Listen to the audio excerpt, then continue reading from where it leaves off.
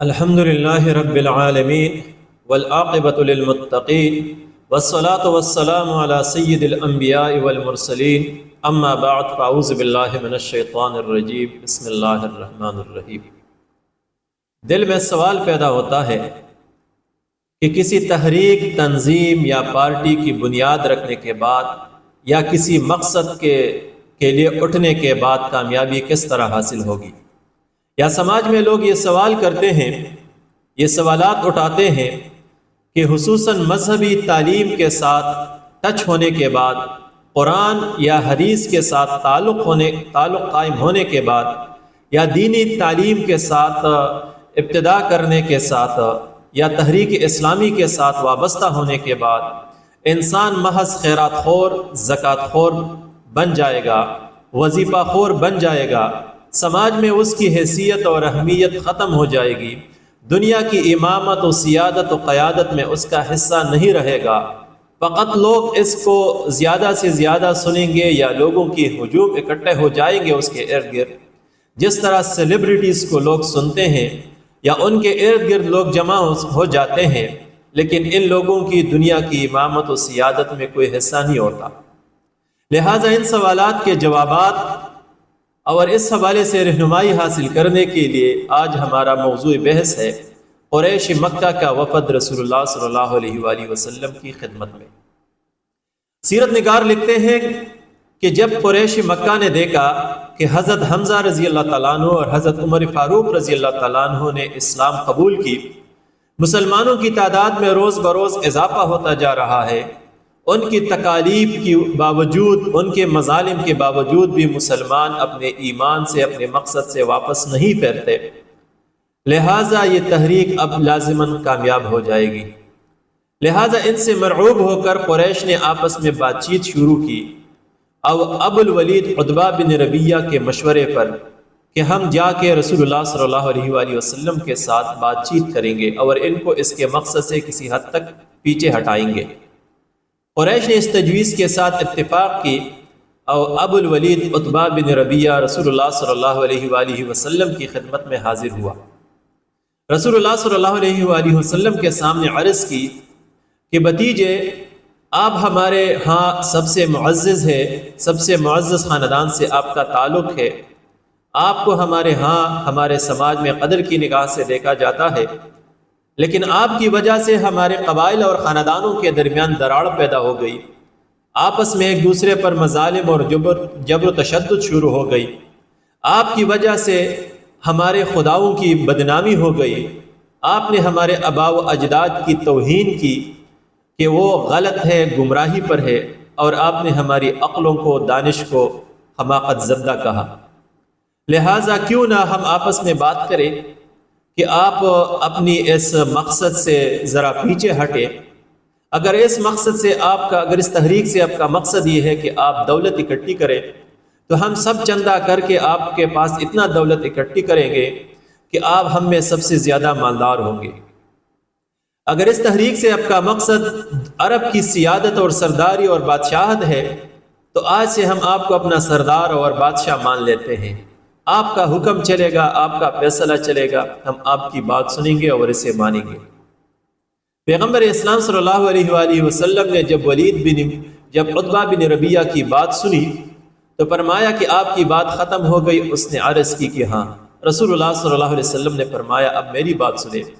اور اللہ کے رسول نے حامیم السجدہ کی ابتدائی آیات تلاوت فرمائی، جسے سننے کے بعد ابو الولید عتبہ بن ربیہ خاموش کھڑا ہو گیا اور قریش کے پاس واپس چلا گیا۔ قریش مکہ نے جب دیکھا تو کہا آپس میں کہ ابو الولید جس چہرے کے ساتھ گیا تھا اسی چہرے کے ساتھ واپس نہیں آ رہا ہے، لہٰذا اس پر بھی سحر ہو گیا ہے۔ جب ابو الولید عتبہ بن ربیہ قریش کے پاس آیا تو اسے کہنے لگا کہ میں نے محمد سے جو کلام سنی ہے وہ نہ تو شعر ہے، نہ جادو ہے، اور نہ کہانت ہے، وہ ان سب سے بڑھ کر ہے، اور آج تک میں نے اتنا خوبصورت شیرین کلام کبھی نہیں سنا ہے۔ لہٰذا میرا اس کے حوالے سے ذاتی تجربہ یہ ہے، یا اس حوالے سے میرے ذاتی رائے یہ ہے کہ آپ اس محمد صلی اللہ علیہ وآلہ وسلم سے پیچھے ہٹیں اور ان کو چھوڑ دیں، عرب جانے اور یہ محمد صلی اللہ علیہ وآلہ وسلم جانے، اگر عرب نے اسے قتل کر دیا تو آپ کا دشمن کسی اور کے ہاتھوں قتل ہو جائے گا اور آپ اس کی قتل سے بری ہوں گے۔ اب اگر یہ اگر اس نے عرب پر بالادستی حاصل کی اور عرب پر غالب ہو گیا تو اس کی عزت آپ کی عزت ہے اور اس کی بادشاہت حکومت آپ کی بادشاہت ہے، باقی آپ جو مناسب سمجھے۔ تو قریش مکہ نے کہا کہ آپ پر بھی سحر ہو چکا ہے اور آپ بھی اب اس کی گننے لگے ہیں۔ تو ابو الولید نے کہا کہ میرا ذاتی رائے تو یہ ہے، باقی آپ کا جو جی چاہے وہی کرے۔ اب قریش مکہ کی اس وفد یا ابو الولید کے پیغمبر اسلام صلی اللہ علیہ وآلہ وسلم کی خدمت میں حاضری، بات چیت، اس سے ہمارے لیے بہت سی اسباق اور رہنمائی ملتی ہے، جن میں سے چند حسب ذیل ہے۔ نمبر 1، اگر کسی مقصد یا تحریک کے لیے آپ اٹھتے ہیں تو پہلی بات یہ ہے کہ آپ کو اپنی مقصد پر توجہ دینی چاہیے۔ لوگوں کی زبان، لوگوں کے رویے، لوگوں کے مظالم، لوگوں کے تشدد کی جانب آپ توجہ نہ دیں، بلکہ اپنی مقصد سے آپ مخلص رکھیں، جس طرح اللہ کے رسول اپنے مقصد اور تحریک سے مخلص تھا۔ عرب قریش مکہ کی پرواہ نہیں کرتا تھا، تو روز بروز آپ کی تحریک کو تقویت مل رہی تھی۔ دوسرے ہم دیکھتے ہیں کہ جو قریش مرعوب ہو گئے وہ مسلمانوں کی افرادی طاقت سے ہوئے کہ روز بروز مظالم کے باوجود ان کی افرادی طاقت بڑھتی جا رہی ہے۔ لہٰذا اگر آپ چاہتے ہیں کہ آپ کی افرادی طاقت میں آپ کا مقصد و تحریک کامیاب ہو جائے تو آپ کو اپنی افرادی طاقت میں اضافہ کرنی چاہیے اور افراد کو بڑھانا چاہیے۔ سب سے بڑی بات جو قریش جس بات سے مرعوب ہو گئے وہ روز شش و پنج میں پڑ گئے اور ان پر مایوسی طاری ہو گئی اور وہ رسول اللہ صلی اللہ علیہ وسلم کی خدمت میں حاضر ہونے پر مجبور ہو گئے، وہ حضرت عمر فاروق رضی اللہ تعالیٰ عنہ اور حضرت حمزہ رضی اللہ تعالیٰ عنہ کی قبولیت اسلام تھی کہ یہ دو پہاڑ، یہ دو بڑی شخصیات جب مسلمان ہو گئے تو قریش متفکر ہو گئے اور سوچنے پر مجبور ہو گئے۔ لہٰذا سے یہ بات نکلتی ہے کہ اگر آپ چاہتے ہیں کہ آپ کا مقصد، آپ کا تحریک، آپ کی پارٹی کامیاب ہو جائے تو سماج کے باصلاحیت افراد کی جانب آپ کو خصوصی توجہ دینی چاہیے۔ جس طرح اللہ کے رسول نے عمر فاروق کی اسلام کی قبولیت کے لیے اللہ سے دعا مانگی تھی، اسی طرح آپ بھی سماج کے باصلاحیت افراد کی جانب خصوصی دعا کرے، خصوصی توجہ کرے، ان کے لیے خدا سے دعا کرے کہ وہ آپ کا تحریک کا حصہ بن جائے۔ جب یہی باصلاحیت لوگ آپ کی تحریک کا ساتھی بنیں گے تو آپ کا تحریک کامیابی کی جانب مزید بڑھے گی، کیونکہ اس سے یہ رہنمائی ہمیں ملی کہ اللہ کے رسول نے نہ تو عمر فاروق رضی اللہ تعالیٰ عنہ کی مخالفت کی، نہ ان کو چھوڑا، بلکہ صرف ان کو توجہ دی اور ان کے لیے دعا کی۔ اگر ہم چاہتے ہیں کہ ہم کامیاب ہو جائے تو سماج کی باصلاحیت لوگوں کی نہ تو ہم مخالفت کریں گے، نہ ان کے ساتھ چیڑ چاڑ کریں گے، نہ ان کو برا بلا کہیں گے، بلکہ ان کے لیے خصوصی دعائیں مانگیں گے اور ان کو خصوصی توجہ دیں گے۔ یہی لوگ کسی تحریک کا جب ساتھی بن جاتا ہے تو اس تحریک کی کامیابی یقینی بنتی ہے۔ اگلا ہم دیکھتے ہیں کہ اگر آپ چاہتے ہیں کہ آپ کا تحریک یا مقصد میں آپ کامیاب ہو جائے تو اس کے لیے دو شرائط ہے۔ نمبر 1 یہ ہے کہ آپ کا ایمانی جذبہ مضبوط ہو، جس طرح صحابہ کرام اور رسول اللہ صلی اللہ علیہ وسلم کا ایمانی جذبہ لوگ دیکھ رہے تھے، اور دوسری آپ کی افرادی طاقت مضبوط ہو، کیونکہ قریش مکہ نے جب رسول اللہ صلی اللہ علیہ وسلم و مسلمانوں کی افرادی طاقت کو دیکھا کہ روز بروز بڑھتی جا رہی ہے تو وہ مرعوب ہو گئے اور سنجیدہ ہو گئے اور ان کو اس تحریک کی کامیابی کا یقین ہو گیا۔ اگر آپ کو اپنے مخالفین کو پیچھے ہٹانا چاہتے ہیں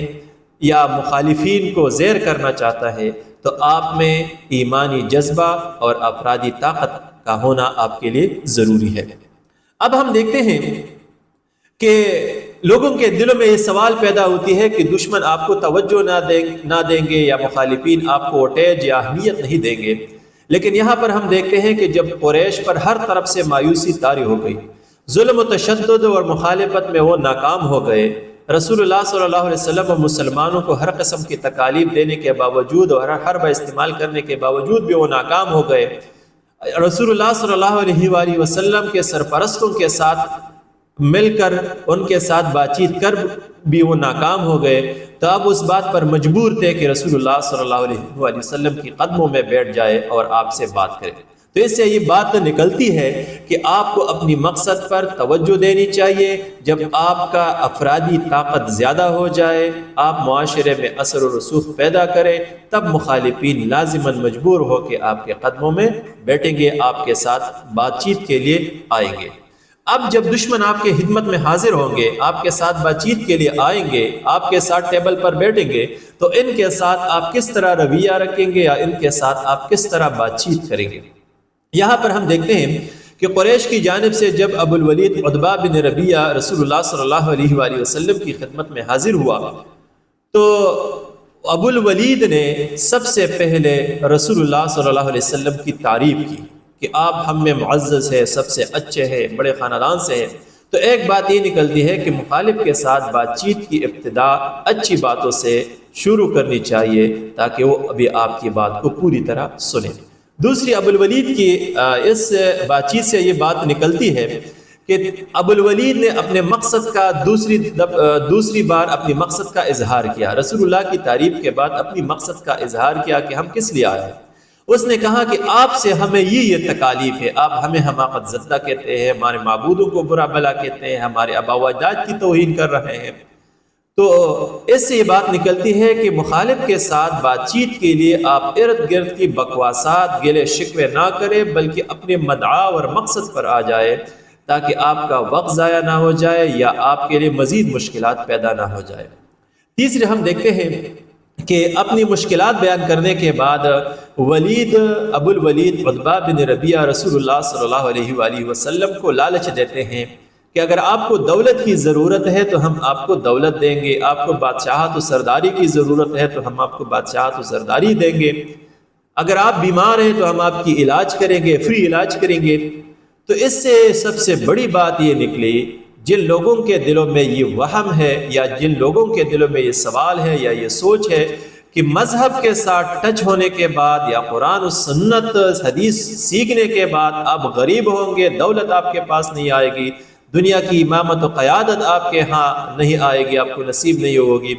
تو یہاں پر سب سے بڑی رہنمائی یہ ملی کہ جب آپ رسول اللہ صلی اللہ علیہ وسلم اور مسلمانوں کی طرح اپنے مقصد سے مخلص تحریک اسلامی کے ساتھ قرآن و سنت کے ساتھ چمٹے ہیں تو دنیا خود دولت آپ کے قدموں میں ڈالے گی، دنیا اپنی قیادت و امامت خود آپ کے قدموں میں ڈالے گی، جس طرح قریش کی جانب سے ابو الولید نے رسول اللہ صلی اللہ علیہ وسلم کی قدموں میں دنیا کی دولت اور امامت و سیادت ڈالی تھی۔ اب یہ آپ پر منحصر ہے کہ آپ کس طرح ان سے مرعوب ہوتے ہیں۔ جب ابو الولید نے یہ ساری بات ختم کر دی تو اللہ کے رسول نے فرمایا کہ آپ کی بات ختم ہو گئی؟ تو اس نے کہا ہاں میری بات ختم ہو گئی۔ اس سے یہ بات نکلتی ہے کہ مخالف کی پوری بات آپ نے سننا ہے، وہ جو بھی بولے آپ نے غور سے سننا ہے، کیونکہ آپ اس کے ساتھ اتفاق کرتے ہیں یا نہیں کرتے، یہی رسول اللہ کی سنت ہے کہ مخالف کی پوری بات سننے کے بعد ہی آپ انہیں ریپلائی دے دیں۔ اب دیکھیں رسول اللہ صلی اللہ علیہ وسلم ریپلائی دیتے ہیں، جواب دیتے ہیں، تو نہ تو ابو الولید کی تکذیب کرتا ہے، نہ اس کی باتوں کی تکذیب کرتا ہے، نہ اپنی فاقی بیان کرتا ہے، نہ کوئی کسی اور ارد گرد کے باتیں کرتے ہیں، بلکہ ڈائریکٹ فقط اپنا مقصد اس کے سامنے رکھتے ہیں کہ میرا مقصد نہ تو دنیا کی دولت اکٹھی کرنی ہے، نہ دنیا کی بادشاہت و سیادت اکٹھی کرنی ہے، اور نہ ہی میں بیمار ہوں، نہ ہی مجھے فری علاج کی ضرورت ہے، بلکہ ڈائریکٹ اللہ کے رسول اپنا مقصد اس کے سامنے رکھتے ہیں۔ تو یہ تو ایک تحریک کے لیے یا ایک مقصد کے لیے یہ ضروری ہے کہ ہر وقت صرف اور صرف آپ کا مد نظر آپ کا مقصد ہو۔ تو رسول اللہ حامین السجدہ کی چند آیات اس کے سامنے گوش گزار کرتے ہیں، بیان کرتے ہیں، جنہیں سننے کے بعد ولید خود شش و پنج میں پڑ جاتے ہیں، خود شش و پنج میں پڑ جاتے ہیں۔ اسے پوری طرح سننے کے بعد اللہ کے رسول نے فرمایا اب آپ جا سکتے ہیں۔ تو اب ولید بن مغیرہ نے جب رسول اللہ صلی اللہ علیہ وآلہ وسلم کی باتیں سنی تو عتبہ بن ربیعہ نے ابو الولید عتبہ بن ربیعہ نے رسول اللہ صلی اللہ علیہ وسلم کی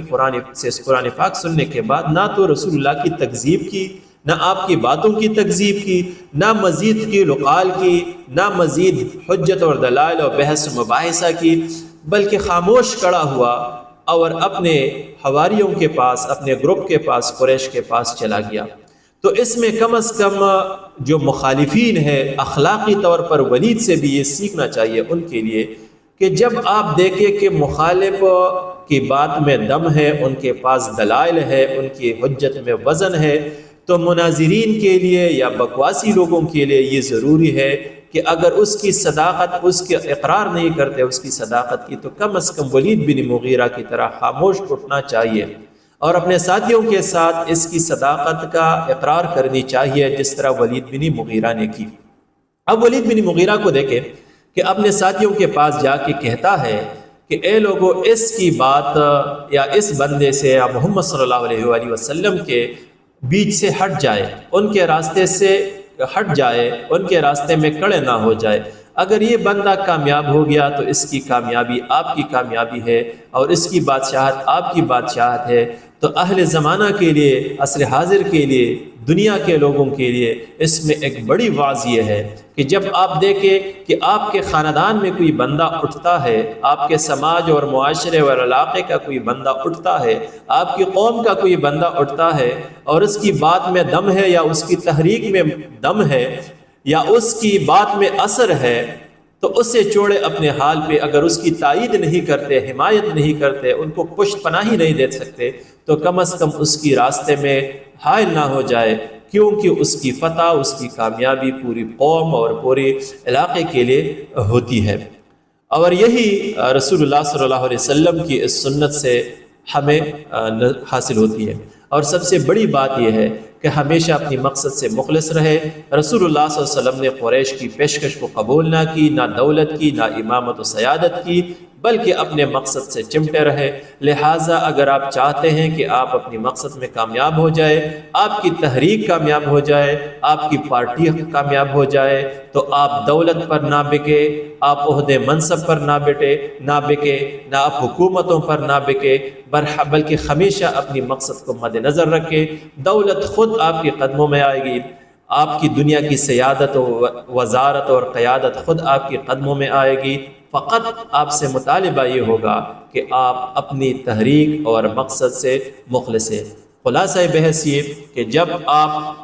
اپنی مقصد سے مخلص ہیں، آپ اپنی افرادی طاقت میں اضافہ کریں، معاشرے کے با اثر لوگوں کی یا باصلاحیت لوگوں کی مخالفت نہ کرے، ان کو اپنی اعتماد میں لے لے، اپنے ساتھ جمع کرے۔ جب آپ کے پاس افرادی طاقت ہوگا، آپ کے پاس جذبہ ہوگا، تو آپ کے مخالفین خود آپ کے قدموں میں بیٹھے گی۔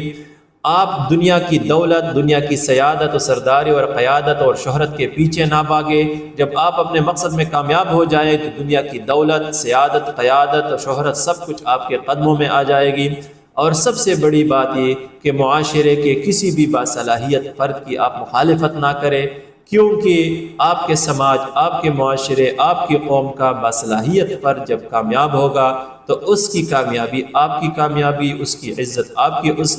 کی عزت ہوگی۔ اگر آپ اس کی مخالفت کریں گے تو اسے اللہ تعالیٰ کامیابی نصیب کرے گا، لیکن آپ ذلیل و خوار ہو جائیں گے۔ اللہ تعالیٰ سے دعا ہے کہ ان باتوں پر ہمیں عمل کی توفیق عطا فرمائے۔ وآخر دعوانا ان الحمد للہ رب العالمین۔